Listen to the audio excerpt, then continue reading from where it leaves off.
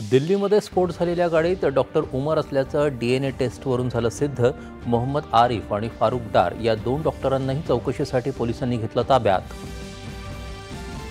फरीदाबादच्या अल फलाह विद्यापीठातून शाहीनच्या नावावर असलेली ब्रेझा गाडी जप्त।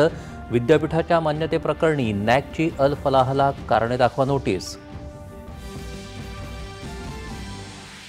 बोत्सवाना इथं राष्ट्रपतींच्या उपस्थितीत भारताला 8 चित्ते देण्याचा प्रतिकात्मक समारंभ। राष्ट्रपतींचा बोत्सवानातल्या भारतीय समुदायाशी संवाद।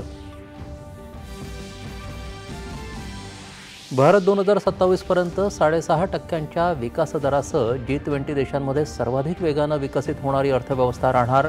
मूडीजनं व्यक्त केला नवा अंदाज। रणगाडाविरोधी क्षेपणास्त्र खरेदीसाठी संरक्षण मंत्रालयाचा भारत डायनॅमिक लिमिटेडशी 2095 कोटी रुपयांचा करार। नाशिक कुंभमेळ्यासाठी सुमारे 6000 कोटी रुपयांच्या विकास कामांचं मुख्यमंत्री उपमुख्यमंत्र्यांच्या हस्ते भूमिपूजन। एकूण 20,000 कोटी रुपयांची कामं केली जाणार। मुख्यमंत्री